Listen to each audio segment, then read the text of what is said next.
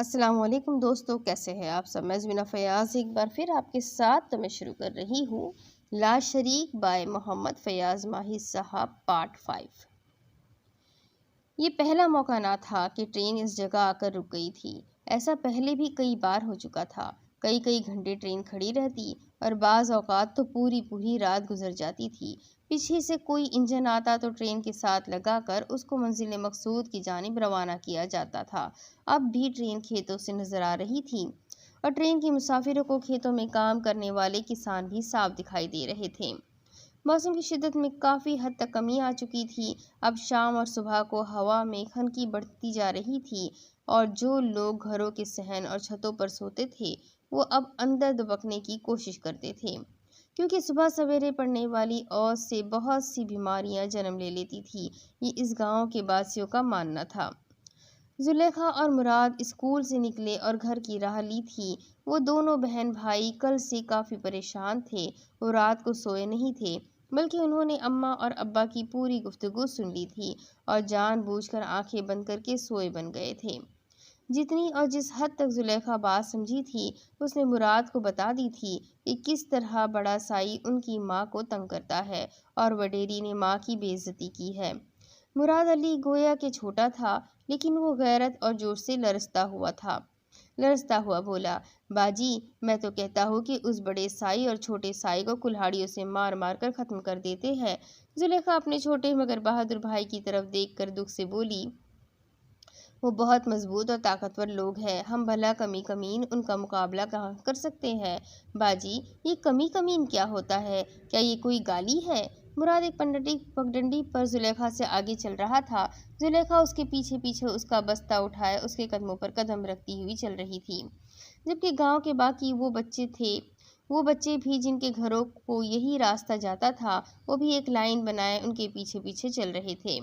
مراد نے دور سے کھڑی ٹرین کو دیکھا اور اپنی بات کا جواب لینے کے لیے منتظر رہا تو اس کے کانوں میں زلیخا کی آواز سنائی دی، کمی کام کرنے والے کو کہتے ہیں، جو بہت کام کرتا ہو وہ کمی ہوتا ہے، یہ کوئی گالی نہیں ہے بلکہ فخر ہے۔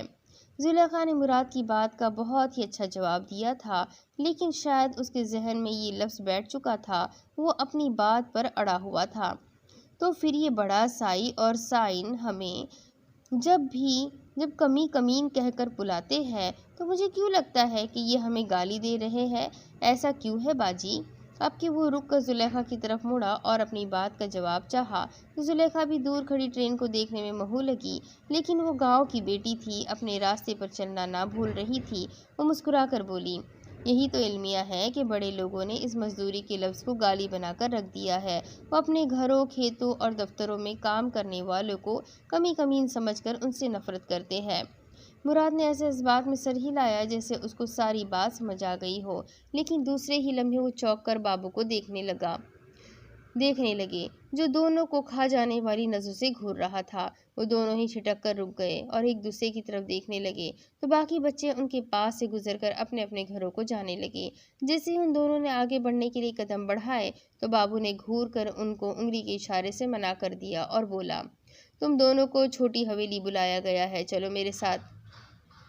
یہ سن کر مراد نے دوڑ لگا دی تو بابو اس کے پیچھے بھاگا، جبکہ زلیخا نے گھر کی جانب دوڑ لگا دی۔ وہ ساتھ زور سے چلاتی جاتی تھی، بھاگ مرادے بھاگ، اس کے ہاتھ نہیں آنا، بھاگ مرادے بھاگ۔ لیکن وہ ایک ٹھوکر کھا کر گرا اور آن کی آن میں بابو اس کے سر پر پہنچ چکا تھا۔ اس نے مراد کو دبوچ لیا۔ وہ ننھا مراد طاقتور بابو کا مقابلہ نہ کر پا رہا تھا، پھر وہ اپنے تئیں مزاحمت کرتا ہوا چلا رہا تھا، چھوڑ دو مجھے بابو چاچا، چھوڑ دو، میں نے تمہارا کیا بگاڑا ہے، چھوڑ دو مجھے۔ وہ ہاتھ پاؤں چلا رہا تھا، لیکن بابو نے اس کو گود میں بھر کر زلیخا کی طرف دیکھا جو گھر کی جانب بھاگی جا رہی تھی۔ بابو مراد کو پکڑ کر پرانی حویلی کی جانب بھاگ رہا تھا۔ مراد کو سائی سلطان اور سائن نے گھور کر دیکھا۔ مراد کی روح اس وقت فنا ہو گئی جب اس نے ایک کونے میں کھڑے مکھن سائی کو دیکھا جو پستول صاف کر رہا تھا۔ اس حویلی میں اس وقت 5 لوگ موجود تھے، لیکن مراد پر یہ حقیقت کھل چکی تھی کہ اس حویلی کے حوالے سے جو بھی آج تک افواہیں پھیلائی گئی ہے وہ سب کی سب افواہیں ہی ہیں۔ جبکہ ایک طرف لگے تخت پر بیٹھا سائی سلطان اس کو گھور رہا تھا اور سائن ایک رنگے پلنگ پر تکیے لگائے حقے کی کش لینے میں مصروف تھی۔ बच्ची कहाँ है बाबू? मक्खन बोला तो बाबू अपना सांस दुरुस्त करता हुआ घबराए हुए लहजे में बोला, वो भाग गई साईं। साईं सुल्तान और मक्खन ने घूर कर उसको देखा तो वो अपनी सफाई बयान करता हुआ कहने लगा, दरअसल साईं ये दोनों एक खुली जगह के बजाय पगडंडी पर चलते हुए मिल गए थे। मुझे देखकर उसने दौड़ लगा दी, फिर मैंने सोचा कि इसको पहले पकड़ते हैं। सुल्तान साईं उसकी बात से मुतमईन होता हुआ बोला, और इसकी माँ, वो कब आएगी? नूरलैन ने एक नज़र साईं सुल्तान की तरफ देखा और बोली, कुत्तों को खोल दो बाबू, उसकी माँ को इस हवेली के अंदर नहीं आना चाहिए, और ये भी अगर भागने की कोशिश करे तो इस कुत्ते के पीछे लगा देना। मुराद के हवास बहाल हुए तो उसने पहली बार जबान खोली, साईं आप तो हमारे माई बाप हैं, मैंने और मेरी माँ ने आपका क्या कसूर किया है? मुझे छोड़ दे साईं, अल्लाह के वास्ते। अल्लाह के वास्ते? तीनों का कहकहा बुलंद हुआ। मुराद समझ न पाया कि इस कहकहे में उन्होंने अल्लाह की वहदानियत को चैलेंज किया था या फिर इस मासूम को डराने की कोशिश की थी। साईं सुल्तान बोला, इस धरती के मालिक हम हैं, इस गांव के करता धरता हम हैं। हम तुम जैसों को रिज्क देते हैं और तुम हमारी नाफरमानी करो तो हम तुम्हें अल्लाह के वास्ते छोड़ दे। हालांकि वो अल्लाह बहुत दूर ऊपर आसमानों पर बैठा है। चलो छोड़ देते हैं, तुम ऐसा करो उस अल्लाह को बुला लो। एक और कहकहा वडेरी की बात पर लगा था। मुराद पूरे जोर से चिल्ला उठा, अल्लाह अल्लाह अल्लाह। उसके चिल्लाने की आवाज़ में इतना जोश और जोर था कि हवेली के तीनों बड़े और बाबू एक बार तो दहशत तारी हो गई थी। मुराद ने अपना बाजू बाबू के हाथ से उस वक्त छुड़ाया जब वो कुछ नर्म पड़कर मुराद को देख रहा था। वो बाहर की जानिब भागा। हवेली का बड़ा दरवाज़ा खुला ही रह गया था क्योंकि उनको जुलेखा और भागी के आने का इंतज़ार था। जैसे ही मुराद ने अपना हाथ बाबू के हाथ से छुड़ाया और बाहर की जानिब भागा तो हवेली वालों को भी होश आ गया। उन्होंने जल्दी से चीखते हुए बाबू को लान तान करना शुरू कर दिया। बाबू सब कुछ समझते हुए तेजी के साथ बाहर भागा। उसने मुराद को ट्रेन की तरफ भागते हुए देखा था। उसने जल्दी से कुत्तों की संगलियां खोली और कुत्तों को मुराद के पीछे भगा दिया। अब मासूम मुराद आगे आगे और खूंखार कुत्ते उसका शिकार करने के लिए उसके पीछे पीछे अपनी पूरी रफ्तार से भाग रहे थे। साईं सुल्तान और नूरलैन भी हवेली से बाहर आ चुके थे। उन्होंने देखा कि मक्खन ने अपनी गाड़ी निकाली और मुराद के पीछे दौड़ा दी। दूसरी तरफ ट्रेन ने भी विसल दे दी थी कि वो ठीक है, अब चलने को तैयार है। इधर भागी शमरूज और जुलेखा ने कुत्तों के भागने की सिमत देखा तो उनको मुराद आगे आगे भागता हुआ नजर आ गया। भागी दूर से ही चिल्लाई, भाग मुरादे भाग, इन कुत्तों के हाथ नहीं आना, भाग। मुराद ने पीछे मुड़कर अपनी माँ, बहन और बाप को देखा जो एक ही पुकार रहे थे, भाग मुरादे भाग, भाग जा। जुलेखा जो कि जवान थी और फुर्तीली भी थी, वो बहुत तेज भाग रही थी। वो मुराद के पीछे सर पर पहुंच चुकी थी। वो जोर से चिल्लाकर बोली, ट्रेन पर चढ़ जा मुरादे, ट्रेन पर चढ़ जा। मुराद अपने पीछे समातों में अपने प्यारों की वो आवाज़ें सुन रहा था जो उसकी ज़िंदगी बचाने के लिए उसका पीछा कर रही थी। कुत्ते मुराद तक पहुंच गए लेकिन मुराद को पकड़ ना सके क्योंकि वो झट से एक तरफ झाड़ियों में घुस गया। ट्रेन ने दूसरा विसल दिया। मुराद ट्रेन तक पहुंच गया। ट्रेन की सभी मुसाफिर उस तमाशे को देख रहे थे। वो दरवाजे और खिड़कियों से भागते हुए आने वाले मुराद को देखकर यही समझ रहे थे कि मुसाफिर है, ट्रेन में सवार होना चाहता है। ट्रेन का तीसरा विसल और मुराद ने आहिस्तगी से भागती हुई ट्रेन के पायदान पर पाँव रखा तो एक जवान ने उसका हाथ थामकर उसको चलती हुई ट्रेन में सवार करा लिया। मक्खन साई ने दूर से ट्रेन का निशाना लेकर अपने पिस्तौल से एक फायर किया लेकिन वो फायर मुराद का कुछ न बिगाड़ सका क्योंकि अब ट्रेन की रफ्तार भी तेज़ हो चुकी थी और वो मुराद की गाड़ी से वैसे ही आगे वाली बोगियां थी जिन पर मक्खन ने फायर मारा था। वो अपने शिकार को हाथ से निकलता देखकर आग बगोला हो रहा था। मुराद ने ट्रेन के दरवाजे से अपनी माँ को देखा, फिर बाप की झलक दिखाई दी, फिर उसने अपनी बाजी जुलेखा को देखा जो उसकी ज़िंदगी बचाने पर कामयाब होने के लिए हाथ हिलाकर उसको अल्लाह के हवाले करने का पैगाम दे रही थी। फिर उसने दूर से देखा कि उसकी माँ उसकी तरफ हाथ उठाकर उसको पुकार रही थी लेकिन वो खेतों में गिर गई क्योंकि इंसान की रफ्तार ट्रेन की रफ्तार को कभी भी नहीं पकड़ सकती। वो रोने और चिल्लाने लगा लेकिन मुसाफिरों ने उसको जोर से पकड़ रखा था कि कहीं वो ट्रेन से बाहर छलांग ही न लगा दे। مراد کی آنکھوں کے سامنے سے اس کا گاؤں گزرتے گزرتے اپنی سرحد کھو چکا تو وہ روتا ہوا ایک طرف ہو کر بیٹھ گیا۔ اس کو اب نہیں معلوم تھا کہ وہ کہاں جا رہا ہے۔ اس کو اپنی ماں بھاگتی ہوئی نظر آنے لگی تھی۔ اس کی آنکھیں نم ہو گئی تھی۔ ایک بوڑھی اماں نے اس کے سامنے پانی کی بوتل کی تو وہ غور سے بوتل اور اماں کو دیکھتا ہوا ان کے ہاتھ سے بوتل لے کر گٹاگٹ ساری بوتل پی گیا۔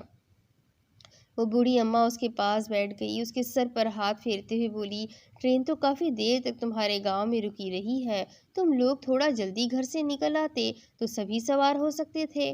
اماں جی نے جو سمجھا تھا اس کے مطابق ان کو مراد کے باقی افراد کے ٹرین چھوٹ جانے کا بہت دکھ ہوا تھا۔ وہ مراد سے ہمدردی میں یہی کہہ پائی تھی۔ مراد نے روتے ہوئے اپنا سر اپنے گھٹنوں میں دے لیا اور اپنے آپ کو اللہ کے رحم و کرم پر چھوڑ دیا، کیونکہ اس نے اللہ کو پکارا تھا تو اللہ نے اس کی مدد کی ہے، اس کو سائی سلطان اور اس کے ظالم خاندان سے بچا کر اس کو یہاں تک پہنچا دیا تھا۔ بھاگی جیسے ہی ٹھوکر کھا کر گری، اس کو پیچھے سے آنے والے شمروز نے سہارا دے کر اٹھایا، لیکن وہ گزرتی ہوئی ٹرین کو دیکھ کر رونے چیخنے چلانے لگی تھی، میرا مراد، میرا بیٹا، ہائے میرا بیٹا، میرا مرادا، اللہ جی میرا مراد تیرے حوالے میرے اللہ، میرا مراد تیرے حوالے۔ وہ روتے روتے ایک بار پھر کھیتوں میں گر گئی تھی، کیونکہ ٹرین اب اس کو نظر آنا بند ہو گئی تھی۔ اس کی آنکھوں کے سامنے اندھیرا چھا گیا تھا۔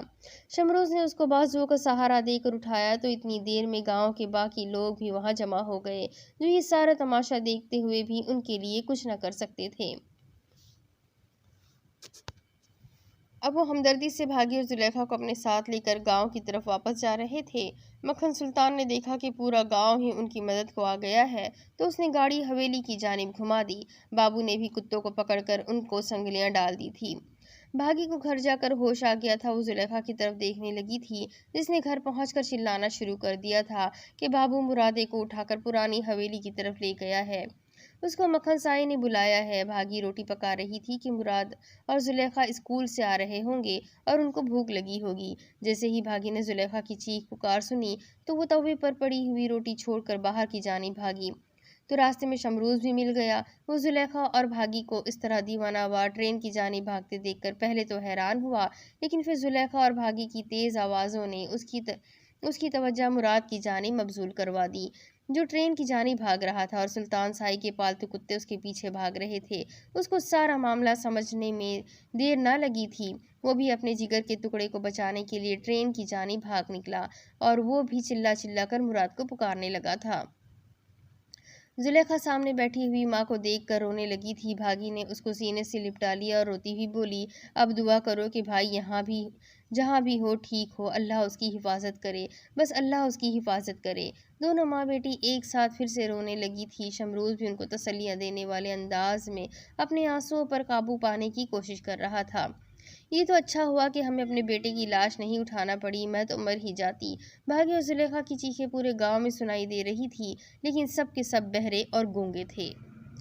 پورے گاؤں پر ایک سوگ کی کیفیت طاری تھی۔ مراد کے جانے کے بعد تو گاؤں کے سبھی مرد اور عورتیں اپنے اپنے بچوں کو اسکول سے ہٹا کر گھروں میں دبک کر بیٹھ گئے تھے۔ اب سب کو آہستہ آہستہ اس حقیقت کا ادراک ہو رہا تھا کہ ان کے بیٹوں کو کون سا جن ہے جو کھا رہا ہے اور کون سی چڑیل ہے جو جن کے ساتھ مل کر ان کے ارمانوں کا خون کر رہی ہے۔ لیکن ابھی تک کسی میں بھی اتنی جرأت نہ تھی کہ سائی مکھن کے سامنے منہ کھولے اور سائی سلطان کے کسی بات کا جواب دے، بلکہ اب تو وہ اور بھی دہشت میں پڑ گئے تھے۔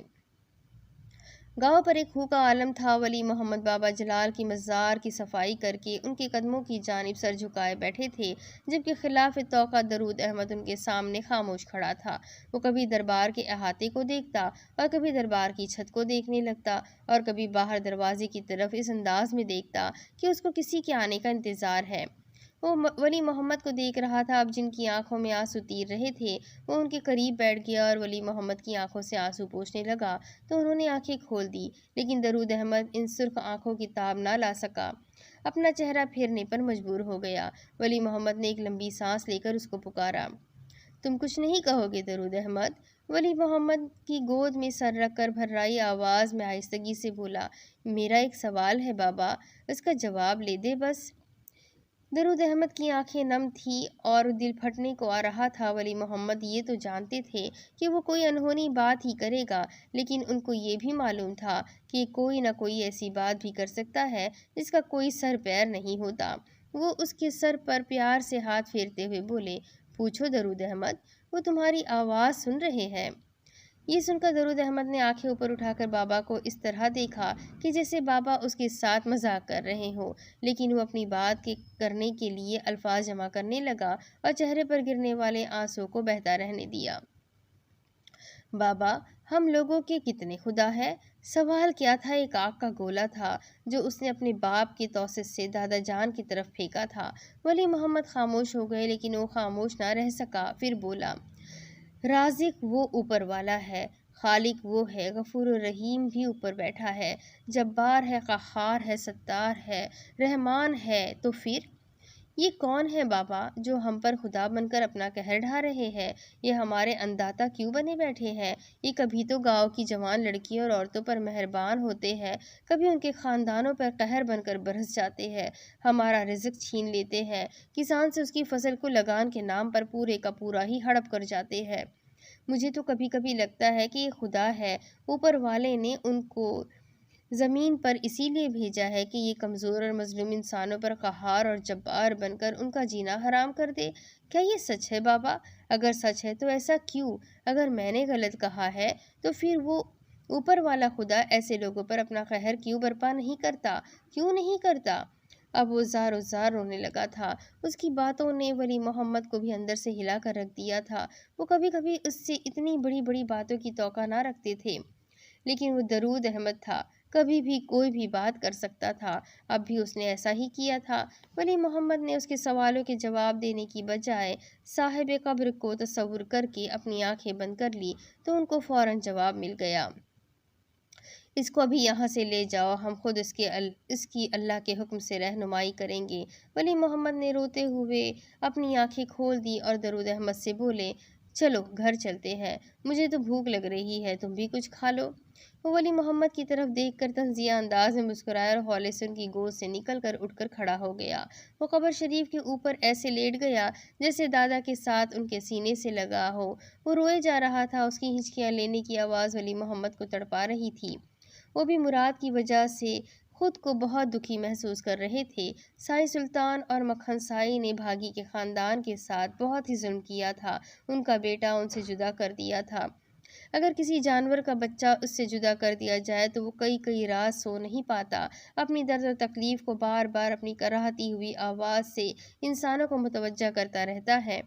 لیکن بھاگی اور شمروز تو انسان تھے، وہ اپنے درد کو اللہ کی بارگاہ میں پیش کر رہے تھے۔ دونوں سے پورے گاؤں میں بھاگی پاگلوں کی طرح گھوم رہی تھی۔ کبھی اس کے سر سے دوپٹہ یا چادر اتر جاتی تو وہ زمین پر بیٹھ کر خاک اپنے منہ پر ملنے لگتی اور مکھن سلطان اور اس کے خاندان کو بد دعائیں دینے لگتی تھی۔ اس کی آواز پورے گاؤں کی گلیوں میں گونجتی ہوئی ولی محمد کے گھر تک بھی پہنچتی تھی۔ ولی محمد دل پسیج کر رہ جاتے تھے۔ وہ اپنے دل کو سکون دینے کے لیے اپنے والد صاحب کے مزار پر آ گئے تھے۔ ان کے ساتھ درود احمد بھی چلا آیا تھا۔ ولی محمد جانتے تھے کہ درود احمد مراد کو اپنا دوست سمجھتا تھا۔ وہ کافی دکھی اور اداسی محسوس کر رہا تھا جو اس نے اپنے سوالات کی آڑ میں نکالی تھی۔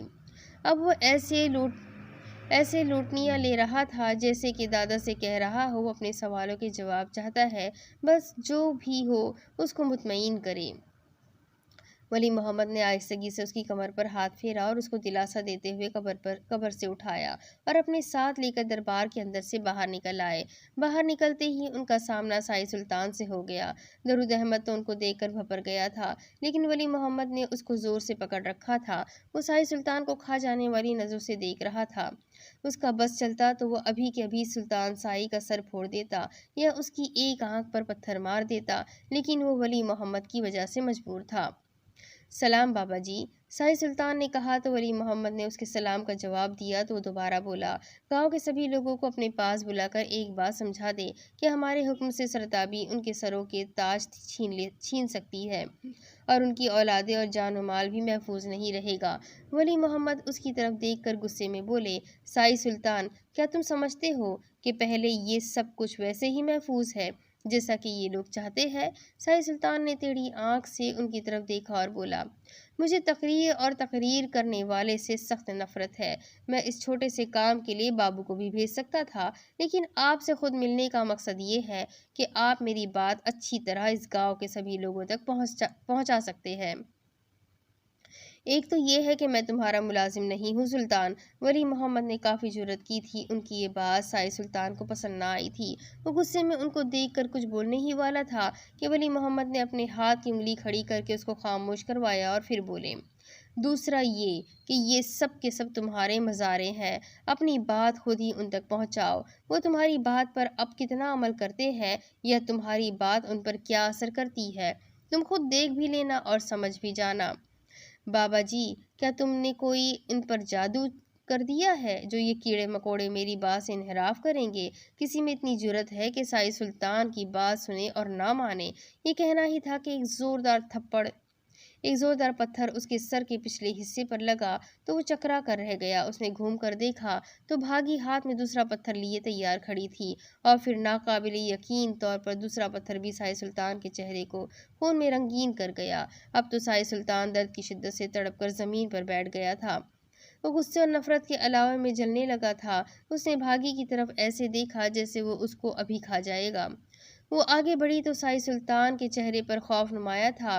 वो उसके पास आकर रुक गई और नीचे उसके सामने बैठती हुई फनकारने वाले लहजे में बोली, शाही सुल्तान, तूने मेरी कोख उजाड़ी है, मेरा बेटा मुझसे छीना है। अब देखना तू, मेरा अल्लाह तेरे साथ वो करेगा जिसका तूने कभी ख्वाब में भी ना सोचा होगा। तू कुत्ता बनकर इस गांव की गलियों में जिंदगी की भीख मांगेगा, लेकिन तुझ पर तरस खाने वाला कोई नहीं होगा। मैं देखूं या ना देखूं, लेकिन मेरे अल्लाह से अर्जी है कि वो इस गांव के सभी छोटे बड़ों को तुम्हारा अंजाम दिखाएगा। वो फनकार रही थी तो उसके सर से चादर खसक गई। दरूद अहमद ने आगे बढ़कर उसके सर पर चादर सीधी करके रखी तो वो उसकी तरफ देख कर रोने लगी और फिर बोली, दरूद अहमद, उसने आपका दोस्त आपसे छीना है, इसको बद्दुआ दे, इसको बद्दुआ दे, दरूद अहमद, इसको बद्दुआ दे। ये कहती हुई वो बेहोश होकर वहीं गिर गई। वली मोहम्मद ने जल्दी से भागी को कंधों से पकड़कर उठाया, लेकिन वो बेहोश हो चुकी थी। उन्होंने जल्दी से दरूद अहमद को कहा कि वो अंदर से पानी लेकर आए। दरूद अहमद अंदर की जानिब भागा तो शाही सुल्तान ने नफरत से भागी की तरफ देखा। वो अपने कपड़े झाड़ता हुआ माथे पर हाथ रखकर और बहने वाले खून को रोकने की कोशिश करता हुआ बड़ी हवेली की तरफ चल पड़ा। जबकि जुलेखा एक दरख्त की ओट से निकलकर अपनी माँ के पास पहुंच गई। वो बुरी तरह रो रही थी। वली मोहम्मद ने उसको दिलासा दिया और बोले, तुम्हारी माँ बहुत बहादुर है, ये अभी ठीक हो जाएगी। मेरी बेटी रोते नहीं है। रोने से इंसान बुज़दिल हो जाता है और बुज़दिली इंसान को बड़े बड़े पहाड़ सर करना तो दूर की बात, एक छोटी सी कंकर से भी खौफजदा कर देती है। तुम बहादुर बनो मेरी बेटी, शाबाश। उन्होंने जुलेखा के सर पर प्यार से हाथ फेर कर उसकी ढारस बंधाई। दूसरी तरफ मक्खन शाही गुस्से में पागल हो रहा था। वो बाप के माथे को रंगीन देखकर कभी माँ को और कभी बाप को देखता, जो खामोश थे। इस बात को 3 रोज हो गए थे, लेकिन अभी तक गांव के किसी भी बंदे ने आकर शाही सुल्तान की तीमारदारी ना की थी। ये बात बहुत खतरनाक थी कि पूरे गांव में अब कोई भी ऐसा ना रहा था जो शाही सुल्तान और मक्खन सुल्तान की दहशत से डरता हो या उनकी मान और रुतबे से खौफ खाता हो। ऐसा क्या हो गया था? तीनों सर जोड़कर बैठ गए थे। बुज़दिल जब लड़ने के लिए बाजू टांग ले तो उसकी बदमाशी का आगाज हो जाता है। नूरलैन की तरफ शाही सुल्तान ने ऐसे देखा जैसा कि वो उस पर तंज कर रही हो, लेकिन मक्खन शाही बात को समझता हुआ बोला, हुक्म कर माँ, क्या करना है? मैं सिर्फ बाबा की वजह से खामोश हूँ। उसने पिस्तौल डब से निकाल कर लहराया तो नूरलैन मुस्कुराकर उसके हाथ से पिस्तौल पकड़कर उसको शाही सुल्तान की तरफ करके बोली, इस बार पिस्तौल से बढ़कर कुछ करना होगा। अपनी जानिब तना हुआ पिस्तौल देखकर एक बार तो सुल्तान शाही की रूह फना हो गई थी। वो खौफजदा नजरों से नूरलैन की तरफ देखे जा रहा था। नूरलैन ने पिस्तौल वापस मक्खन सुल्तान को दिया तो वो उसकी तरफ इस्तफहामी अंदाज में देखने लगा। इस बार वो करना होगा कि ना रहे बाज और ना बजे बांसुरी। नूरलैन अपनी जगह से उठकर टहलती हुई बोली, पूरे गांव में ऐसी दहशत फैलनी चाहिए कि कोई भी भागी और उसके खानदान का नाम लेने से पहले 100 बार सोचे, और जो कोई भूले से सोच भी ले वो फिर भागी जैसे अंजाम से दो चार हो। وہ مکھن سلطان کی طرف دیکھ رہی تھی جو اس طرح اس بات میں سر ہلا رہا تھا جیسا کہ سب کچھ سمجھ گیا ہو کہ اس کو کیا کرنا ہے۔ تم فکر نہ کرو ماں، جو سوچا ہے وہی ہوگا، اور تم دیکھنا کہ یہ گاؤں تو کیا، آس پاس کے سبھی گاؤں والے ہمیں اپنا مائی باپ کہیں گے۔ مکھن سلطان کے بگڑے تیور بتا رہے تھے کہ اس نے اب کی بار بھاگی کے خاندان کے لیے کچھ ایسا سوچا ہے کہ گاؤں والے ان کے نام کی دہشت اور خوف کی لپیٹ سے کبھی بھی باہر نہ نکل پائیں گے۔ وہ جانے لگا تو سائی سلطان نے پہلی بار زبان کھولی۔ کچھ مجھے بھی تو بتاؤ، تم ماں بیٹا مل کر کیا کھیل کھیلنے لگے ہو؟ گلیوں کی راکھ اڑا کر ہمارے سرود تک پہنچ گئی ہے سلطان سائی، اور تم ہو کہ یہ بھی نہیں معلوم کہ سر کالا ہوا ہے یا منہ۔ سائی سلطان کو نور العین کی بات سن کر بہت غصہ آیا، لیکن وہ اس وقت مکھن کی موجودگی میں کچھ نہ بولا تو نور العین دوبارہ مکھن سے مخاطب ہوئی۔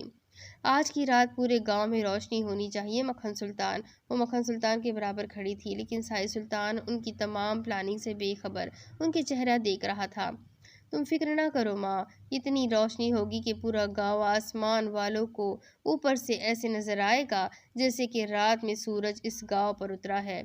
دونوں ماں بیٹے نے ہلکا سا قہقہا لگایا تو مکھن سلطان باہر چلا گیا۔ نور العین واپس آ کر سلطان سائی کے پاس بیٹھ گئی۔ وہ اس کی آنکھوں میں دیکھتی ہوئی بولی، ایک چڑیا تمہارے قابو نہیں آ رہی سلطان سائی، تم تو بڑے بڑے باز مارنے کے دعوے کرتے ہو۔ آخری فقرہ اس نے اپنی جوانی کی طرف اشارہ کرتے ہوئے کہا تو سائی سلطان جل کر بولا، باز میری دسترس میں ہے، جبکہ چڑیا کے گھونسلے کے ارد گرد سانپ کا بسیرا ہے جو اس کی رکھوالی کرتا ہے۔ نور العین مسکرائی اور بولی، جو سپیرا سانپ کا زہر نکالنا نہ جانے وہ صرف بین ہی بجا سکتا ہے۔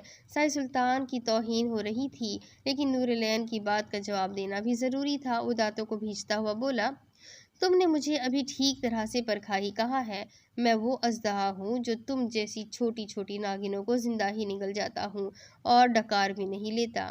نور العین سائی سلطان کو حیرت سے دیکھنے لگی کہ ان 3 دنوں میں ایسا کیا ہو گیا کہ سائی سلطان بڑی بڑی ڈھانکے مارنا شروع ہو گیا ہے۔ وہ تنک کر بولی، چیلنج کر رہے ہو؟ ہاں، وہ مختصر بولا تو نور العین ایک بار پھر سخت لہجے میں اس سے مخاطب ہوئی، تو پھر جاؤ وہ کام کرو جو آج مکھن سلطان کرنے گیا ہے۔ یہ سن کر سائی سلطان کی آنکھیں حیرت کی شدت سے پھٹنے کے قریب پہنچ گئی۔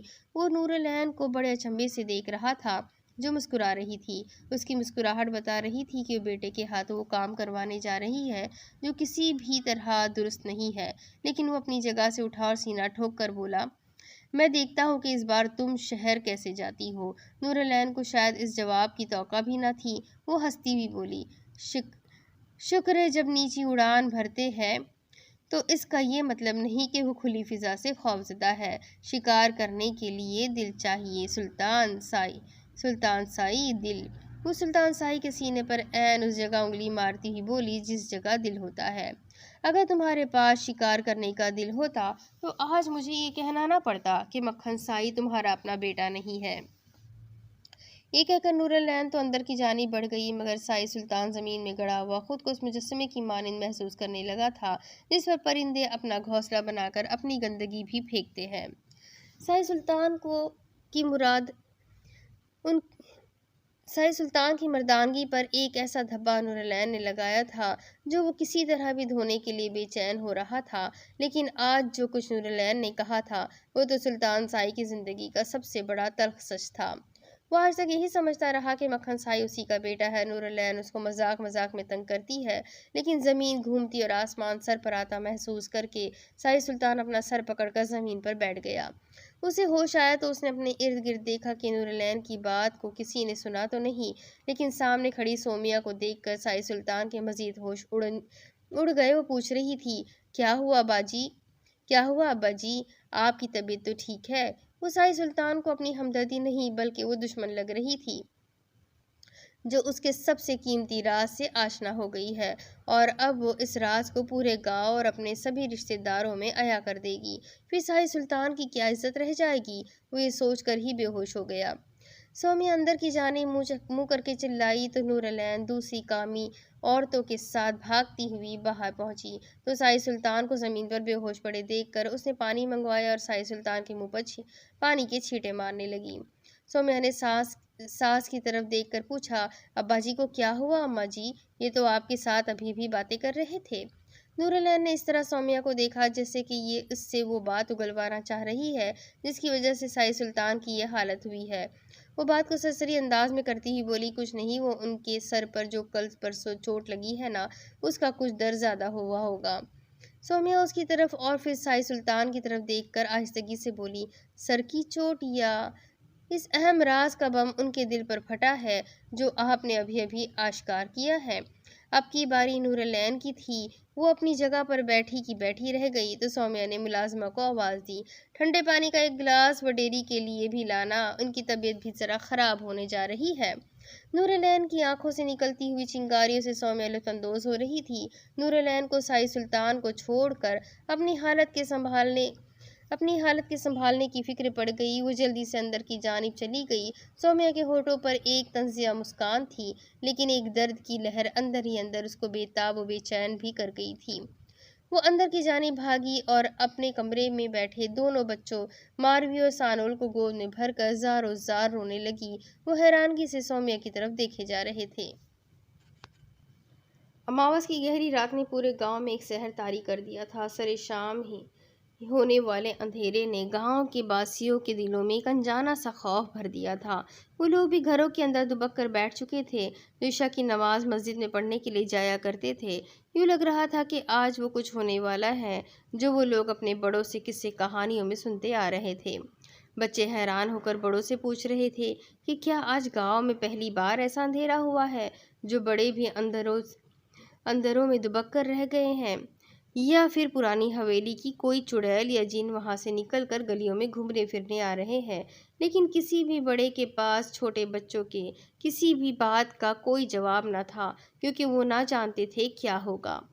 रात का सन्नाटा और साई साई की आवाज़ में झिंगरों और दीगर हशरात अलर्ज ने माहौल को खौफजदा कर दिया था। चांद भी तारों को अपनी गोद में लपेट कर कहीं मुंह छुपाकर सो गया था, क्योंकि हल्के हल्के बादलों ने हवा में बढ़ने वाली खनकी का साथ देते हुए मौसम को सर्द कर दिया था। अंधेरे में एक जुगनू चमका जो अपनी रोशनी पर मान करता हुआ दूर न जाने कहाँ गुम हो गया। कहीं से कुत्ते के भौंकने की आवाज़ आती तो सोए हुए बच्चे डर कर उठ जाते और बेसाख्ता पूछते, क्या हुआ है, क्या हुआ है। लेकिन फिर सभी कुत्तों और कीड़े मकोड़ों की आवाज़ पर एक इंसानी चीख भारी पड़ गई। उस चीख में जो दर्द था वो सबको नींदों से जगा गया था। अपने अपने घरों में दुबके हुए लोग घरों के मकीनों की शक्लें देख देख कर खौफ में मुब्तला हो रहे थे। एक बार फिर औरत की चीखने की आवाज़ ने सबके दिल दहलाए तो किसी घर की औरत ने अपने मर्द से कहा कि ये तो भागी की आवाज़ लगती है। वो हैरत और परेशानी से बोला, इस जो मुरादे के जाने के बाद लगता है दौरे पड़ने लगे हैं। वो इस अंदाज में चीख रही है, लेकिन दूसरे ही लम्हे पूरे गांव में शोर मच गया कि आग लग गई है, आग लग गई है। अब की बार सभी अपने अपने घरों से बाहर निकले, लेकिन कोई भी उस तरफ जाने की जुर्रत ना कर सका, क्योंकि जिस घर में आग लगी थी वो घर भागी और शमरूज का था। मक्खन साई ने भागी को रस्सियों से बांधा। शमरूज को बाबू जैसे 3 लोगों ने काबू करके कस दिया, जबकि जुलेखा साथ वाले कमरे से इस सारे मंजर को देखने लगी थी। जब साई मक्खन ने उसकी माँ की असमत दरी की, वो चीखती चिल्लाती रही। शमरूज रो रो कर चीख रहा था, लेकिन कोई भी उनकी मदद को ना आ रहा था। जुलेखा ने अपने मुंह पर अपना हाथ रखा और अपनी आवाज़ को हत्तेल वसी रोकने की कोशिश की। भागी की चीखें पूरे गांव में गूंज रही थी, लेकिन मक्खन साई को वो सारे इंतकाम लेने थे जो मुराद के भाग जाने पर अधूरे रह गए थे। वो अपने इस हैबतनाक इंतकाम से पूरे गांव को खबरदार करना चाहता था। मक्खन साई ने भागी को रोता भी लगता छोड़कर शमरूज के पेट में अपना चाकू घुसेड़ दिया और बोला, तुम्हारी इतनी जुर्रत के मेरे सामने खड़े होकर मुझे ललकार रहे थे। याद रखो शमरूज कि शेर कितना ही बूढ़ा क्यों ना हो जाए, उसके जबड़ों को जंग नहीं लगता, वो शिकार करना नहीं भूलता। ये कहकर सुल्तान साई ने भागी की रस्सियां खोल दी और बोला, जाओ भागी जाओ, अब पूरे गांव को बताओ कि तुमने साई सुल्तान को पत्थर मारे हैं। ये भी बताओ कि तुमने कभी शुगल मेला लगाने से इनकार किया था, लेकिन तुम जाओगी कैसे, तुम तो किसी को मुंह दिखाने के काबिल नहीं रही हो। वो बोले जा रहा था और भागी शमरूज की लाश की तरफ देख रही थी। کبھی اپنی لٹی ہوئی عصمت پر ماتم کرنے لگتی اور کبھی اپنے بیوہ ہونے پر بین کرنے لگتی۔ ایسے میں اس کو اچانک زلیخا کا خیال آیا، وہ کہاں ہے؟ یہ سوچ کر اس نے کمرے کی دوسری جانب دیکھا، جہاں سے اس کو زلیخا یہ سارا منظر دیکھتی ہوئی نظر آ گئی۔ وہ چلا کر بولی، بھاگ جا یہاں سے، بھاگ جا۔ مکھن سلطان فی الفوز تو نہ سمجھ سکا کہ بھاگی کس کو کہہ رہی ہے۔ پہلے وہ سمجھا کہ وہ اس کو اپنے گھر سے جانے کا کہہ رہی ہے، لیکن دوسرے ہی لمحے اس کو زلیخا کا خیال آیا کہ اس سارے کھیل میں وہ کہاں ہے۔ جیسے ہی مکھن سائی نے بھاگی کی نظروں کے تعاقب میں دیکھا تو اس کو دوسری طرف ایک چھوٹا سا کمرہ نظر آیا، جس کی ایک کھڑکی کی جالی سے زلیخا اس سارے منظر کو دیکھ رہی تھی۔ سائی سلطان نے جب اپنی جیب سے ماچس نکال کر گھر کو آگ لگانے کے لیے بابو کی طرف دیکھا جو مٹی کا تیل پورے گھر میں چھڑک رہا تھا، بھاگی کی ایک اور دلدوز چیخ نے زلیخا کو بھی چونکنے پر مجبور کر دیا۔ وہ چیخ کر بولی، زلیخا میری بیٹی، یہاں سے بھاگ جا، میں نے تجھے اللہ کے حوالے کیا، بھاگ میری بیٹی بھاگ۔ دوسرے ہی لمحے سائی مکھن کا زوردار تھپڑ اس کے گال پر اپنا نشان چھوڑ گیا۔ اس نے نفرت سے اس کے منہ پر تھوک دیا تو مکھن غصے میں آگ بگولا ہوتا ہوا بھاگی کو بالوں سے پکڑ کر گھسیٹ کر کمرے کے وسط میں لے آیا، اس پر پرالی ڈال کر تیل چھڑکا اور ماچس سے تیل جلا کر آگ لگا دی۔ آگ دیکھ کر زلیخا کمرے سے باہر نکلی تو ایک مہربان ہاتھ نے اس کو بازو سے پکڑ لیا۔ وہ اندھیرے میں بھی اچھی طرح درود احمد کو پہچانتی تھی۔ اس نے خاموش رہ کر اس کو اپنے ساتھ چلنے کو کہا، لیکن زلیخا روتی چیختی جا رہی تھی۔ درود احمد کو بھی ڈر تھا کہ کہیں سائی مکھن اس کی چیخیں سن کر ادھر نہ آ نکلے، لیکن پورے گاؤں میں بھاگی کی چیخیں سنائی دے رہی تھی اور وہ شاید ماں کی ممتا کا حق ادا کر رہی تھی کہ اس کی چیخوں میں زلیخا کی کوئی آواز نہ شامل ہو جائے جو مکھن سائی کا دھیان اس کی طرف چلا جائے۔ ماں کی ممتا مرتے مرتے بھی اپنا حق ادا کر رہی تھی۔ یاد رکھنا مکھن سائی وہ پاک ذات لا شریک ہے جو کل جہانوں کی مالک ہے۔ بھاگی کی آواز پھٹ رہی تھی، لیکن وہ جتنا اونچا بول سکتی تھی وہ بول رہی تھی، تم کتوں کی طرح مرو گے، تمہارا پورا خاندان کتوں کی طرح مرے گا۔ اتنی بھیانک موت کبھی اس گاؤں کے نامردوں نے نہیں دیکھی ہوگی۔ یاد رکھو گاؤں والوں، کل کو تمہاری باری بھی آئے گی، یاد رکھو۔ بھاگی جل رہی تھی، اب اس کی آوازیں آنا بند ہو گئی تھی۔ ولی محمد بھاگی کے گھر سے کچھ فاصلے پر کھڑے درود احمد کے منتظر تھے۔ انہوں نے درود احمد کو زلیخا کے ساتھ آتے دیکھا تو جلدی سے وہاں سے جانے لگے، لیکن زلیخا نے رک کر اپنے جلتے ہوئے گھر کو دیکھا اور اپنی ماں کو دیکھا جو کھڑکی سے ہاتھ باہر نکالے کسی کو مدد کے لیے پکار رہی تھی، لیکن سب کے سب خاموش تماشائی بنے اس جلتے ہوئے گھر کو دیکھ رہے تھے۔ اور پھر ولی محمد، درود احمد اور زلیخا نے بھی دیکھا کہ سائی نور العین اور سلطان سائی بھی اس تماشے میں شامل ہو گئے۔ زلیخا کا وہاں سے نکلنا معجزے سے کم نہ تھا۔ جیسے ہی ولی محمد نے بھاگی کی پہلی چیخ سنی، ان کو ایک جھرجھری سی آ گئی۔ وہ مراقبے میں بیٹھے اس چیخ کی دردناکی پر غور کرنے لگے تو دوسری چیخ نے ان کو جھنجھوڑ کر رکھ دیا۔ پاس سے ہی آواز ابھری، جاؤ ولی محمد، کسی کو زندہ بچا سکتے ہو تو جلدی کرو۔ ولی محمد نے گہری نیند میں سوئے درود احمد کو جگایا تو اتنی دیر میں بھاگی کی چیخوں کی آواز تیز ہو گئی۔ پھر وہ رونے لگی، پھر وہ چلانے لگی، پھر اس کے مرد شمروز کی ایک دلدوز چیخ نے پورے گاؤں کو ہلا کر رکھ دیا۔ درود احمد کو ولی محمد نے ساری بات سمجھا کر بھاگی کے گھر کی طرف تو بھیج دیا، لیکن ان کا دل اس بات سے بھی خوف کھا رہا تھا کہ کملا جھلا کہیں کوئی کام نہ بگاڑ دے۔ لیکن وہ جیسے ہی بھاگی کے گھر کے پاس پہنچے تو آگ بھڑک اٹھی۔ پھر انہوں نے سائی مکھن اور بابو کو اندر سے باہر قہقہہ لگاتے ہوئے نکلتے دیکھا تو پوری بات سمجھنے میں ان کو دیر نہ لگی۔ انہوں نے درود احمد کو گھر کی پچھلی طرف بھیجا تھا، ایک چھوٹی کھڑکی جو کھلی ہوئی تھی۔ درود احمد اس سے اندر داخل ہوا اور روتی چلاتی زلیخا کو بازو سے پکڑ کر اسی کھڑکی سے باہر کود گیا۔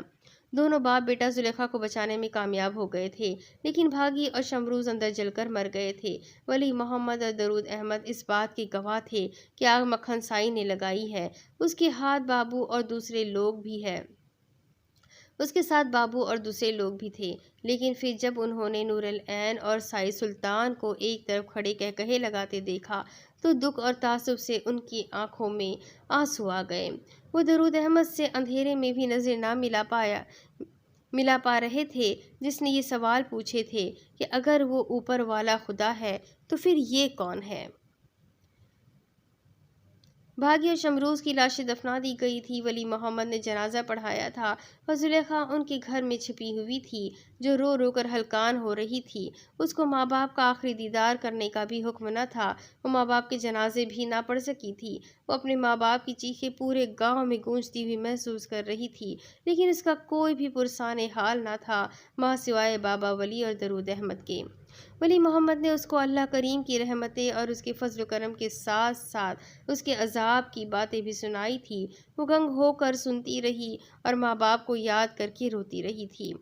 اب ان کے جنازے پر پورا گاؤں جمع تھا۔ سب کو معلوم تھا کہ قاتل کون ہے، کس نے اتنی درندگی اور بربریت سے بھاگی اور شمروز کا قتل کیا ہے، کس نے ان کو جلا کر مارا ہے۔ ان کا پورا گھر راکھ کا ڈھیر بن کر رہ گیا تھا، لیکن کوئی بھی اتنی جرأت نہ رکھتا تھا کہ سائی کے خاندان کے خلاف زبان کھول سکے۔ سب کے سب گونگے بہرے اور اندھے بن کر کھڑے تھے۔ مکھن سلطان کی آواز نے سب کو اپنی طرف متوجہ کیا۔ وہ ایک اونچے ٹیلے پر کھڑا تھا جہاں سے وہ سب کو بآسانی دیکھ سکتا تھا اور سب اس کو بآسانی دیکھ رہے تھے۔ وہ سب کی طرف دیکھتا ہوا اپنا گلا کھنکار کر بولا، ہمیں بہت افسوس ہے کہ بھاگی اپنے خاوند کے ساتھ جل کر مر گئی۔ اس نے ایک آسان موت چنی ہے، اس طرح مرنا اس کا فیصلہ تھا، لیکن تم سب لوگ اتنا یاد رکھو کہ کسی نے بھی آئندہ ہمارے خاندان سے ٹکر لینے کی کوشش کی تو اس کا انجام بھاگی اور شمروز سے بھی بھیانک ہوگا۔ اس کا بیٹا مراد اگر کسی کو گاؤں میں نظر آئے تو اس پر ہمارا حکم واجب ہے کہ وہ مراد کا سر کاٹ کر ہمارے پاس لائے۔ سلطان پور کا سلطان سائی اس کو موتیوں میں تول دے گا اور اس کی فصل پر تا حیات کوئی بھی لگان نہیں ہوگا۔ مکھن سلطان کی بات سن کر ولی محمد نے نظریں جھکا لی تو مکھن کی آواز دوبارہ ان کے سماعتوں سے ٹکرانے لگی جو بول رہا تھا، اور ان دونوں غداروں کی بیٹی بھی جس کے گھر سے بازیاب ہوگی وہ اپنا انجام یاد رکھے، چاہے وہ کوئی بھی ہو۔ ولی محمد نے آنکھ اٹھا کر دیکھا تو وہ سب سے مخاطب تھا۔ اس کا مطلب کہ اس کو ابھی تک شک نہیں ہے کہ زلیخا ولی محمد کے گھر میں ہے۔ ہم اپنے تئیں کوشش کر رہے ہیں کہ زلیخا مل جائے تاکہ ہم اس کے دکھوں کا مداوع کر سکیں۔ آخر بیچاری اب اکیلی رہ گئی ہے نا۔ ولی محمد کا خون کھولنے لگا تھا۔ انہوں نے فوراً شیطان کے وار سے بچنے کے لیے درود شریف کا ورد کرنا شروع کر دیا تھا اور دوبارہ بولا، چلے ایک سودا کرتے ہیں۔ یہ کہہ کر مکھن سلطان خاموش ہو گیا، کیونکہ دور سے نور العین اور سائی سلطان بھی چلے آ رہے تھے۔ سائی سلطان کے سر پر ابھی تک سفید پٹی بندھی ہوئی تھی۔ جبکہ نظروں نے مکھن کی نظروں کے تعاقب میں دیکھا تو ان کو سمجھ آ گئی کہ اب باقی باتیں ان سے وڈیری کرے گی یا پھر سائی سلطان کرے گا۔ وہ دونوں ایک تکبر اور غرور سے چلتے ہوئے چبوترے پر پہنچے تو سبھی ایک بار پھر ان کی طرف متوجہ ہو گئے۔ اب وڈیری نے بولنا شروع کر دیا، مکھن سلطان تو بچہ ہے، شاید کوئی ایسا سودا کر لے جو تم لوگوں کو اپنے لیے گھاٹے کا سودا لگے۔ تمہارے فائدے کا سودا میں تم سے کرتی ہوں، غور سے میری بات سنو۔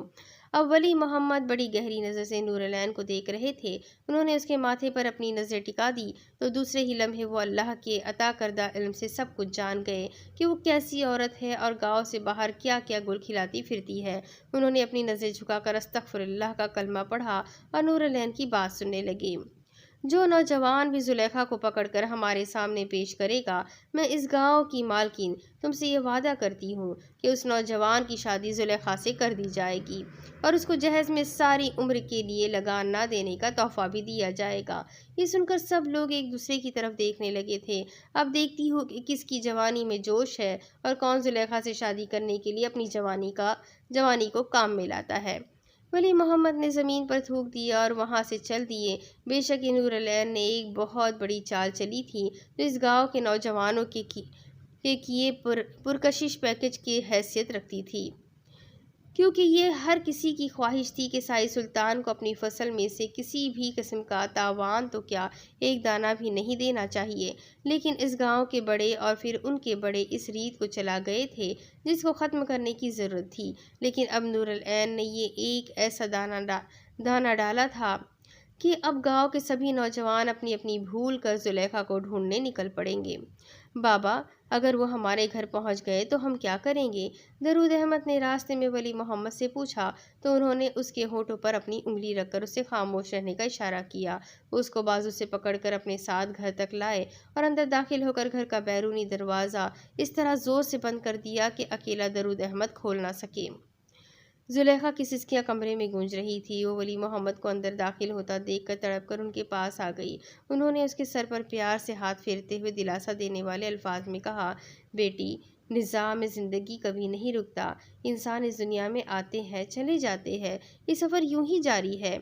وہ روتی ہوئی سسکی بھر کر بولی، لیکن بابا، جس طرح میرے ماں باپ گئے ہیں ایسے تو کوئی نہیں جاتا نا۔ اس کا سوال سن کر درود احمد بھی ایک بار چھت کی جانب دیکھنے لگا، جیسے کہہ رہا ہو کہ اس کا جواب تو وہ اوپر والا ہی دے سکتا ہے۔ اللہ کریم ہے، تب تک دروازہ بند نہیں کرتا جب تک دوسرا بہترین دروازہ نہ کھول دے۔ ولی محمد اس کو پکڑ کر چارپائی پہ بٹھاتے ہوئے بولے۔ وہ روئی جا رہی تھی۔ میری طرف دیکھو زلیخا بیٹی۔ زلیخا نے ان کی طرف معصوم آنکھوں سے دیکھا تو وہ ہولے سے مسکراتے ہوئے اس کے ماتھے پر اپنا ہاتھ رکھ کر بولے، مجھ پر کتنا اعتبار ہے تمہیں؟ زلیخا ان کی سوال کو سمجھ نہ سکی۔ وہ ان کی طرف اس انداز میں دیکھنے لگی کہ اپنی بات آسان الفاظ میں کہے۔ ولی محمد اس کی مشکل آسان کرتے ہوئے بولے، کیا تم مجھے اس قابل سمجھتی ہو کہ میں تمہارے لیے کوئی بہتر فیصلہ کر سکتا ہوں؟ اس بار زلیخا نے اس بات میں سر ہلا دیا تو وہ دوبارہ بولے، میں تمہیں ان درندوں سے بچا کر ایک محفوظ جگہ بھیجنا چاہتا ہوں، جہاں تم سکون سے رہو گی، پڑھو گی، لکھو گی، کسی بھی چیز کی کبھی کوئی کمی نہ محسوس ہوگی، پڑھ لکھ کر اس معاشرے کی بہترین اور باشعور شہری بنو گی، اس گندی دنیا سے دور۔ یہاں تمہارا نیا نام ہوگا، نئی پہچان ہوگی، نئے لوگ، نئے رشتے ہوں گے۔ کیا تم پسند کرو گی کہ میں تمہیں ایسی جگہ بھیج دوں؟ زلیخا ولی محمد کی طرف دیکھے جا رہی تھی۔ وہ اس کے جواب کے منتظر تھے تو کچھ توقف کے بعد وہ بولی، کیا آپ مجھے پرستان بھیج رہے ہیں بابا؟ ولی محمد اور درود احمد قہقہہ لگا کر ہنس پڑے۔ ولی محمد نے پیار سے اس کے سر پر ہاتھ پھیرا اور پھر ایک محبتانہ بوسہ اس کی پیشانی پر دیتے ہوئے بولے، ہاں میری بیٹی، وہ جگہ اس گاؤں کے باسیوں کے لیے پرستان جیسی ہی ہے۔ یہ لوگ کبھی اس جگہ کی زندگی کا تصور بھی نہیں کر سکتے۔ وہ اداسی سے بولی، لیکن میرا گھر، میرے ماں باپ کی قبریں، ان قبروں پر کون پھول چڑھائے گا بابا؟ کون ان پر پانی چھڑکا کرے گا؟ کون ان کی رکھوالی کرے گا؟ کون کرے گا بابا، کون کرے گا؟ آنسوؤں کا ایک اور سلسلہ جاری ہو گیا۔ ولی محمد بھی افسردہ ہو گئے تھے، لیکن اس بچی کی داد رسی ان کی ڈیوٹی میں شامل تھی۔ وہ اس کو پھر سمجھانے والے انداز میں بولے، ہم باپ بیٹا ہے نا ان کے پاس، ہم ان کی قبروں پر پھول بھی رکھا کریں گے، پانی بھی چھڑکا کریں گے، اور پھر تم بھی تو اپنے ماں باپ کے لیے قرآن خوانی کیا کرو گی، اس کا ثواب بھی ان کو پہنچا کرے گا۔ کیا میں اس جگہ سے دور رہ کر بھی ان کے لیے دعا کر سکتی ہوں بابا؟ درود احمد اس طرح مسکرایا کہ جیسے وہ زلیخا کو کوئی مستانی سمجھ رہا ہو۔ ولی محمد نے گھور کر اس کو دیکھا اور زلیخا سے بولے، ہاں میری بیٹی، پوری دنیا میں ہم کہیں بھی ہو، ہم اپنے پیاروں کے لیے دعائیں مغفرت کر سکتے ہیں جو اللہ کی بارگاہ میں پیش ہو چکے ہیں۔ ہماری مانگی گئی دعائیں ان کے حق میں اللہ تعالیٰ قبول فرما کر ان کے درجات بلند فرماتے ہیں۔ اب کی بار زلیخا کو کچھ سکون محسوس ہوا، لیکن وہ پھر بولی، تو بابا جی، کیا ہماری بد دعائیں بھی اتنا ہی اثر رکھتی ہے کہ ہم دنیا میں کہیں بھی بیٹھ کر کسی کو بھی بد دعا دے تو اس بندے کے لیے اثر کرے گی؟ یہ سوال پر سوال ولی محمد کو بھی چکرا رہے تھے۔ وہ تو زلیخا کا دل بہلا رہے تھے کہ وہ اپنے ماں باپ کا دکھ بھول جائے، لیکن اس کا دکھ بہت بڑا تھا۔ ولی محمد کی تسلی اور دلاسا بہت چھوٹے تھے۔ وہ اس کو ایک بار پھر سمجھانے والے انداز میں بولے، ہم جس نبی صلی اللہ علیہ وسلم کی امت ہے وہ تو رحمت للعالمین تھے۔ لوگوں نے ان پر گندگیاں بھی پھینکی، ان پر اتنے پتھر برسائے کہ ان کے سر مبارک سے بہتا ہوا خون ان کے پاؤں تک آ گیا تھا۔ آپ صلی اللہ علیہ وسلم نے کسی کو بھی بد دعا نہیں دی تھی۔ ہم بھی ان کی سنت پر عمل کرتے ہوئے کسی کو بد دعا کیوں دے بیٹا؟ زلیخا خاموش رہی تو ولی محمد کی بجائے درود احمد بول پڑا۔ وہ کافی دیر سے خاموش تھا اور کسی موقع کی تلاش میں تھا کہ اس کو بات کرنے کا موقع ملے۔ لیکن بابا، وہ تو رحمت للعالمین تھے، ہم تو گنہگار سے بندے ہیں۔ اگر مکھن سلطان یا اس کے خاندان والوں کو ہم بد دعا بھی نہیں دے سکتے تو پھر اس طرح تو وہ خدا بن جائیں گے۔ درود احمد کے الفاظ ہی سخت نہ تھے، اس کا لہجہ بھی سخت اور انداز بھی تلخ ہو گیا تھا۔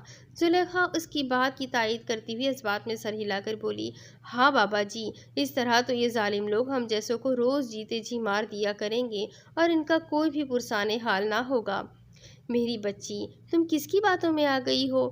یہ تو جھلا ہی ہے، جھلا کملا، خود کو بہت سیانہ سمجھتا ہے۔ ولی محمد کا درود احمد کو جھڑکنے کا ایسا پیارا انداز تھا کہ زلیخا پہلی بار کھل کر ہنسی تھی۔ درود احمد اور ولی محمد نے ایک دوسرے کی طرف دیکھا اور دونوں ہی مسکرا دیے، لیکن دوسرے ہی لمحے ان تینوں کی مسکراہٹ گھبراہٹ اور پریشانی میں بدل گئی۔ دروازے پر زور سے دستک دی گئی تھی۔ درود احمد اپنی جگہ سے باہر جانے کے لیے ہلا، لیکن ولی محمد نے اس کو ہاتھ سے پکڑ کر روک دیا اور اس کے کان میں کچھ کہا۔ وہ سمجھنے والے انداز میں سر ہلانے لگا۔ ولی محمد کمرے سے باہر جانے کے لیے صحن میں پہنچے ہی تھے کہ ایک بار پھر دروازہ زور زور سے پیٹا جانے لگا۔ یوں لگتا تھا کہ دروازے پر کھڑا شخص دروازہ دیر سے کھلنے پر توڑ دے گا۔ آ رہا ہوں بھائی، آ رہا ہوں، میرا دروازہ نہ توڑ دینا۔ ولی محمد ہانپ رہے تھے۔ جیسے ہی دروازہ کھلا، سامنے بابو کو کھڑے دیکھ کر ان کے تیور بدل گئے۔ وہ بابو کو کھری کھری سنانا چاہتے تھے، لیکن ایک طرف سے مکھن سلطان ان کے سامنے آ کر کھڑا ہو گیا تو وہ کچھ پریشان ہو گئے۔ وہ ان کی آنکھوں میں جھانکتا ہوا کہنے لگا، بابا جی سلام۔ ولی محمد کے سلام کا جواب دینے سے پہلے ہی وہ دوبارہ بول پڑا، میں نے سنا ہے کہ زلیخا آپ کے پاس ہے۔ اتنا سن کر ولی محمد کے پسینے چھوٹ جانا فطری عمل تھا، لیکن وہ فوراً خود کو سنبھالتے ہوئے بولے، سنی سنائی بات پر عمل کرتے ہوئے میرے دروازے پر اتنی بدتمیزی کرنے کی تم نے ہمت تو کر لی ہے، لیکن یہ جرأت مت کرنا کہ مجھ پر کوئی بھی الزام لگاؤ۔ ولی محمد کا لہجہ اتنا زبردست تھا کہ مکھن سلطان نے بابو کی طرف ٹیڑھی نظر سے دیکھا جو سٹ پٹا گیا۔ بابا جی، ہمارے اجداد نے آپ کے خاندان کی خدمت کی ہے، آپ کی عزت کی ہے۔ میں چاہتا ہوں کہ یہ عزت اور مان مرتبہ برقرار رہے۔ باقی آپ مکھن سلطان کو اچھی طرح جانتے ہیں کہ میں کس طرح پیش آتا ہوں۔ ولی محمد دروازے پر اس کو روکے رکھنا چاہتے تھے تاکہ درود احمد کی ذمے جو کام سونپا گیا ہے وہ تسلی سے کر لے۔ وہ مکھن سلطان کی آنکھوں میں دیکھتے ہوئے بولے، مکھن سلطان، تم چھوٹے سے تھے جب بڑے سائی تمہیں لے کر اس چوکھٹ پر آئے تھے کہ تمہیں کوئی ایسی پھونک مار دی جائے جو تمہیں عقل مند اور ایک اچھا شہری بنا دے، لیکن آج تمہیں دیکھ کر مجھے اپنے آپ پر حیرت ہو رہی ہے کہ میری پھونک میں کوئی اثر نہیں تھا۔ مکھن سلطان نے بدتمیزی سے ولی محمد کو دھکا دیتے ہوئے ایک طرف کیا تو وہ اپنا توازن برقرار نہ رکھ سکے اور لڑکھڑا کر گر گئے۔ مکھن سلطان نے ان کے گرنے کی کوئی پرواہ کیے بغیر اندر داخل ہوا اور اپنے چیلوں کو حکم دیا کہ پورے گھر کو چھان مارو۔ ولی محمد آنکھوں میں آنسو بھرتے ہوئے خود ہی اپنی جگہ سے اٹھے اور ایک طرف ہو کر کھڑے ہو گئے۔ بابو اور دوسرے 3 لوگ مکھن سلطان کے حکم پر پورے گھر کی تلاشی لے رہے تھے اور خود مکھن سلطان ایک طرف کھڑا ان کو احکامات جاری کر رہا تھا۔ ولی محمد کا دل زور زور سے دھڑک رہا تھا جب انہوں نے اندر سے درود احمد کو آتے دیکھا۔ اس کے ساتھ زلیخا نہ تھی۔ وہ زلیخا کو کہاں چھپا کر آیا ہے یہ بات خود ولی محمد کو بھی معلوم نہ تھی، لیکن ان کو فکر ہو رہی تھی کیونکہ درود احمد ایک لاپرواہ اور کملا جھلا نوجوان تھا، وہ کچھ بھی کر سکتا تھا۔ وہ مکھن سلطان کے پاس پہنچ کر اس کو دیکھنے لگا۔ جب مکھن نے اس کو گھورا تو وہ بول پڑا، یہ تم نے اچھا نہیں کیا مکھن پاجی، میرے دوست کو گاؤں سے نکال دیا۔ مکھن نے اس کی طرف دیکھ کر پورے گھر میں نظر دوڑائی اور درود احمد سے بولا، 500 روپے دوں گا، بتا دو زلیخا کہاں ہے۔ درود احمد نے اس کی آفر سن کر ولی محمد کی طرف دیکھا جو دعا کرنے میں مصروف تھے۔ پورے گاؤں کی زمینیں بھی میرے نام کر دو نا، میں کچھ نہیں بولوں گا کیونکہ مجھے معلوم ہی نہیں کہ زلیخا کہاں ہے۔ مکھن سلطان نے غصے سے درود احمد کو گھورا اور بابو لوگوں کی جانب سے بھی نفی میں سر ہلا کر جب انکار کا جواب ملا تو وہ درود احمد سے مخاطب ہوا، یاد رکھنا اگر زلیخا تمہارے گھر سے برآمد ہوئی تو کتوں کے آگے ڈال دوں گا۔ وہ جانے لگا تو درود احمد ایک جوش سے بولا، سنو مکھن سلطان، آج کے بعد تمہارے کتے نہ کبھی بھونکیں گے نہ گاؤں کے کسی باسی کو کاٹنے کے قابل رہیں گے، جاؤ جا کر تماشا دیکھ لو۔ درود احمد کا ایسا انداز مکھن سلطان نے پہلی بار دیکھا تھا۔ وہ سچ میں ایک بار تو خوفزدہ ہو گیا تھا، لیکن وہ ایک لمبی سانس خارج کرتا ہوا وہاں سے نکل گیا تو ولی محمد نے فوراً دروازہ بند کر دیا اور درود احمد کو اندر کی جانب لے کر چلے گئے اور رازدارانہ لہجے میں پوچھا، زلیخا کہاں ہے، کیا وہ محفوظ ہے؟ ولی محمد کی سرگوشی تھی، لیکن درود احمد نے کمرے کے کونے کی طرف اشارہ کیا۔ وہ ایڑیوں کے بل گھومے اور پیچھے تو زلیخا کمرے میں ہی موجود تھی۔ ولی محمد نے جلدی سے گھوم کر درود احمد کی طرف دیکھا جو مسکرا رہا تھا۔ ولی محمد کبھی زلیخا اور کبھی درود احمد کو دیکھ رہے تھے۔ وہ جلدی سے زلیخا کے پاس پہنچے اور اس کو بازو سے پکڑ کر بولے، زلیخا تم اس کمرے میں کیسے آئی بیٹا؟ زلیخا حیرت سے ان کی طرف دیکھ کر بولی، کیا مطلب بابا جان کیسے آئی؟ میں تو اس کمرے سے باہر ہی نہیں گئی، میں تو تب سے یہاں کھڑی ہوں جب سے مجھے درود احمد نے کہا ہے کہ میں اپنی جگہ سے 1 انچ بھی نہ ہلوں۔ زلیخا کیا کہہ رہی تھی یہ بات ولی محمد کی سمجھ میں آ رہی تھی، لیکن درود احمد نے جو کیا تھا وہ ان کی سمجھ سے بلاتر تھا۔ وہ درود احمد کی طرف دیکھ کر پریشان ہو گئے، لیکن وہ مسکرا رہا تھا۔ ولی محمد نے ایک سانس بھر کر زلیخا کو اپنے سینے سے لگا لیا۔ دوسری طرف مومنہ نے ضروری سامان گاڑی میں رکھوا لیا تھا۔ اب شہید خان کا انتظار تھا جو فون پر کسی سے بات کر رہے تھے۔ مومنہ اور خان آج ابھی بابا جی ولی محمد کے پاس جا رہے تھے۔ وہ اسے کسی ایسی بچی کو لینے جا رہے تھے جو یتیم اور مسکین ہو۔ وہ اس کی پرورش کریں گے، اس کو اپنی بیٹی کی طرح رکھیں گے، پورا گھر اس کا ہوگا، لیکن یہ لازمی شرط تھی کہ بچی کا کوئی بھی آگے پیچھے نہ ہو، مبادا کل کو اس کو اتنی دولت و جائیداد دیکھ کر کئی رشتہ دار کھڑے ہو جائیں۔ وہ بابا جی سے بات کریں گے اور پھر کچھ عرصے بعد جا کر اس بچی کو لے آئیں گے، جس کا انتظام بابا جی نے گاؤں کے کسی ضرورت مند گھر سے کیا ہوگا۔ ایسا ان دونوں میاں بیوی کا خیال تھا۔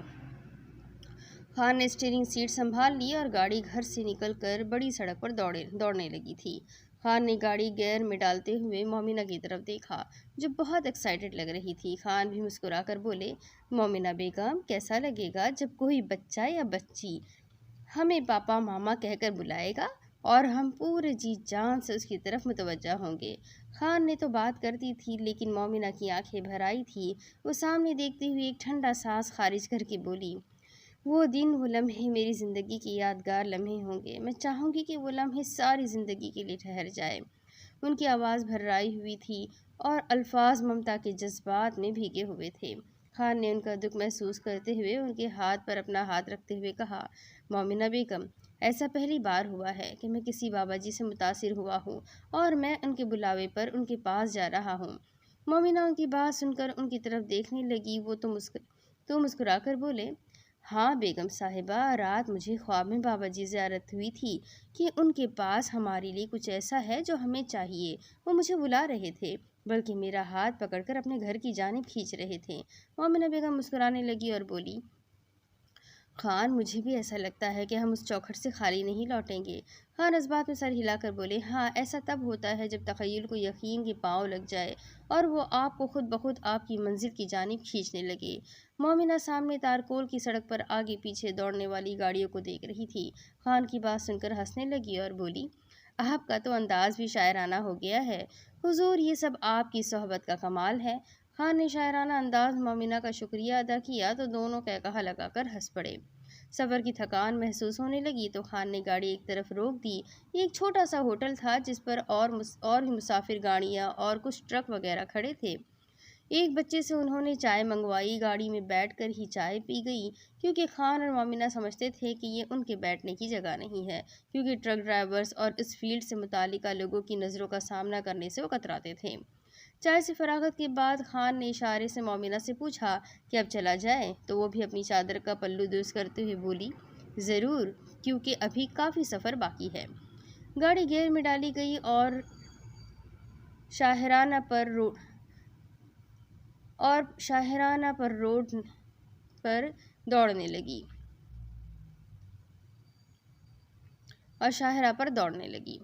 پاورفل گاڑی کا پاورفل ایئر کنڈیشن پرسکون فرحت بخش رہا تھا۔ مومنہ نے اپنی ٹیک سیٹ سے لگائی تو خان نے ان کی سیٹ کو پیچھے کی جانب کر دیا تاکہ وہ تھوڑا سا سیدھا ہو کر لیٹ سکے۔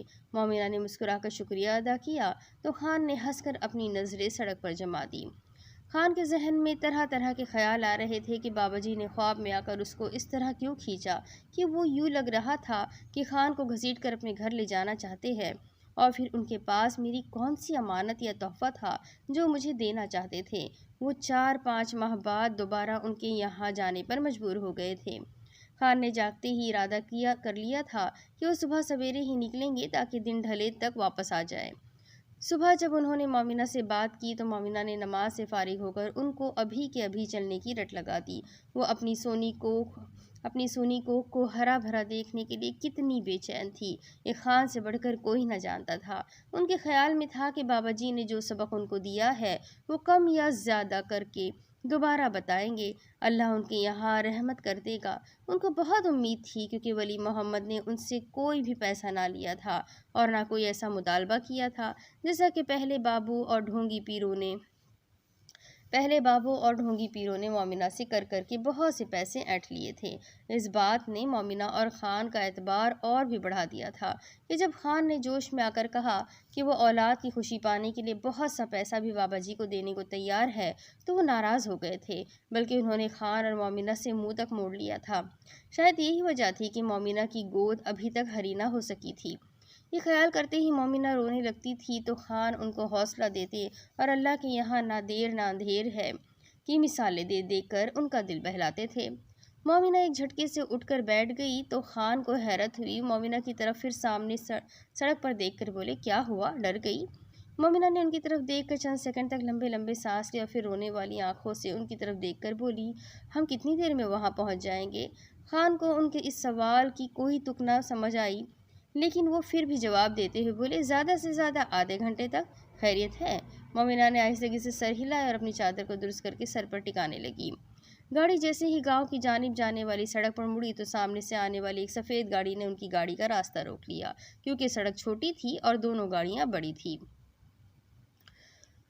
اب اس کے آگے کی کہانی میں آپ کو اگلی قسط میں سناتی ہوں۔ یہ جاننے کے لیے میرے ساتھ بنے رہے کہ اب سامنے آنے والی سفید گاڑی نے ان کی گاڑی کا راستہ کیوں روکا ہے اور آگے اس کہانی میں کیا ہونا باقی ہے۔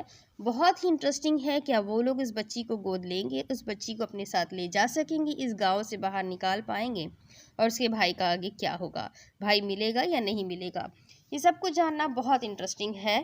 تو ملتے ہیں اگلے ویڈیو میں، تب تک کے لیے اپنا خوب سارا خیال رکھیں، مجھے بھی دعاؤں میں یاد رکھیں، اور ہاں، ویڈیو کو لائک کر دیں، چینل کو سبسکرائب کر دیں، بیل آئیکن کو ضرور دبا دیں۔ اللہ حافظ۔